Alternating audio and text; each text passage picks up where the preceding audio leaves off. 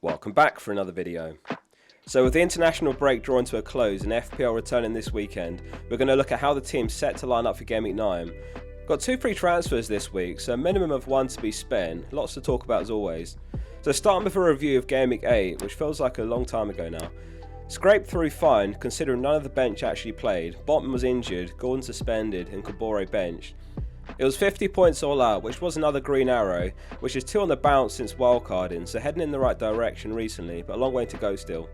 Perhaps the only regret was captaining Son over Salah. Well done if you did captain Salah, or if you captained anyone who returned, as Haaland also blanked.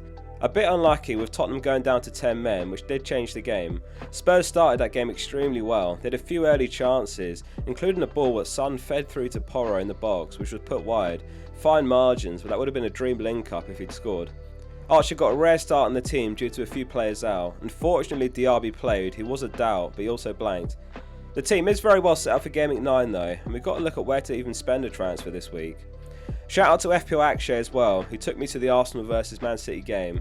Didn't mind the Haaland and Alvarez blanks from an Arsenal perspective. Check out Akshay's channel, he makes some really good FPL content.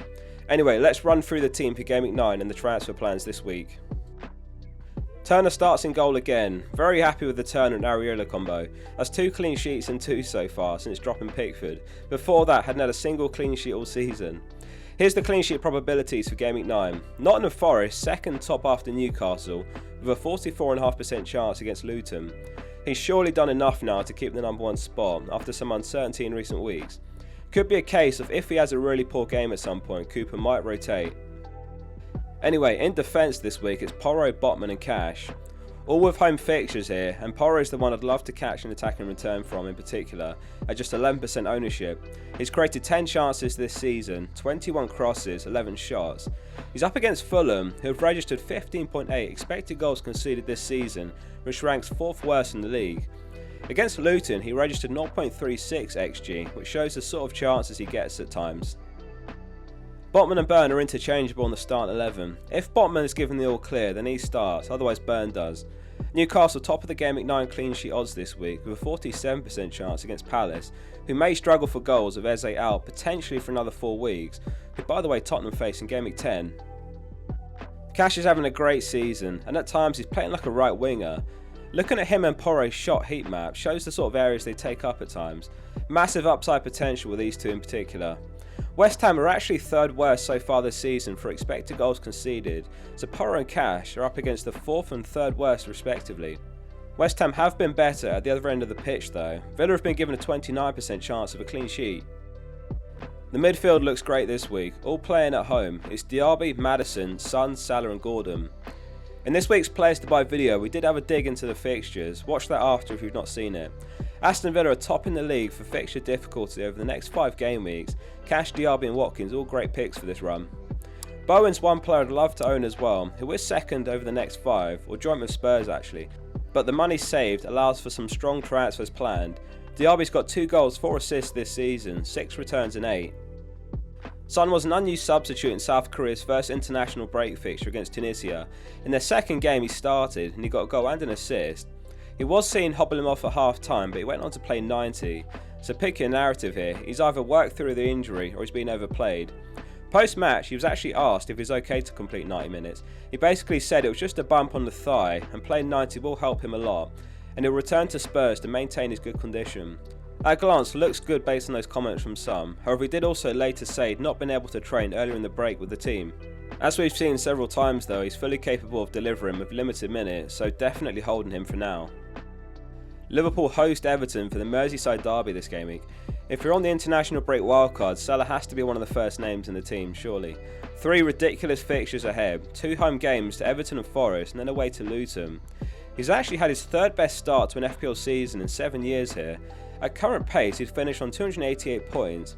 However he does have the African Cup of Nations, so he won't hit those numbers as he'll miss several games later in the season. A long way to go of course, but he's nearing on essential for the next few fixtures. That brings us to super differential Anthony Gordon. When I wildcarded him in Gameweek 8, I looked at the fixtures and his price and I felt he's worth a go for that cheap. And with Barnes out potentially until the new year, what's not to love? He's looking pretty nailed, he's looking better than last season, more settled. He's actually matched Diaby's output as well in 80 less minutes with 2 goals, 4 assists himself. Up top it's Haaland and Alvarez. So Haaland gets the captaincy this week, Salah vice-captain. An easier decision this week, I feel, expecting a response from Man City after back-to-back losses. You'd have to go back to Boxing Day 2018 for the last time that happened.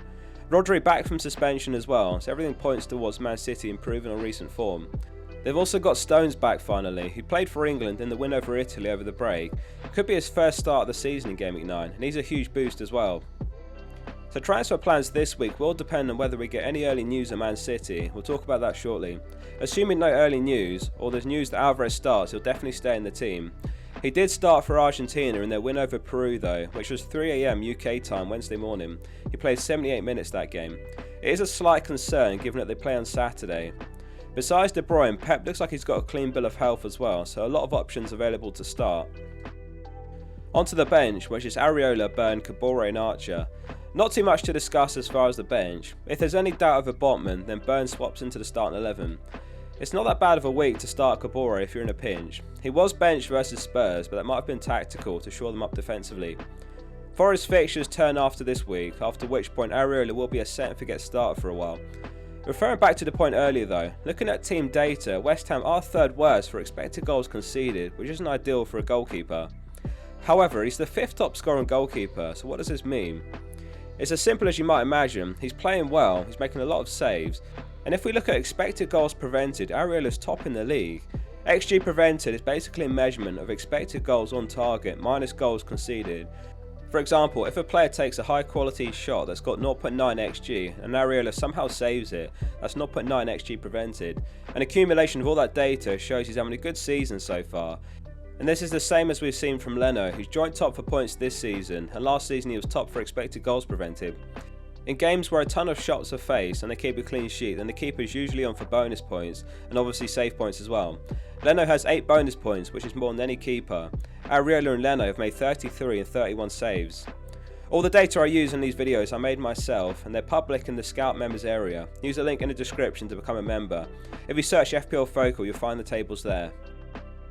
Anyway, onto the transfer plans. So with 2 free transfers and 1.4 million in the bank, there's a few ways to go this week. The plan is to have Saka and Watkins in Gameweek 10 when they're home to Sheffield United and Luton. It's just which order to play the transfers. It will be Alvarez and Maddison making way in Gameweek 10. We're 0.4 mil short of those moves, so one simple way to free up that money is by selling Burn for a cheap defender such as Taylor, who's 3.9 mil. That actually frees up 0.7 mil, so some leftover money. Alternatively, Alvarez to Watkins is also doable this week, and only one I'll consider if there's any early news that indicates Alvarez doesn't start, or if there's no news at all I might consider it. I'm reluctant to sell Alvarez before Brighton home though, but I do also wonder what his minutes will look like after playing for Argentina at 3 AM on Wednesday morning UK time. Not an ideal turnaround, especially flying back from Peru. Let me know what you think and what your transfer plans are this week and who's your captain. If you enjoyed the video, please like it before you go and subscribe for more FPL content this week. See you soon for the next one.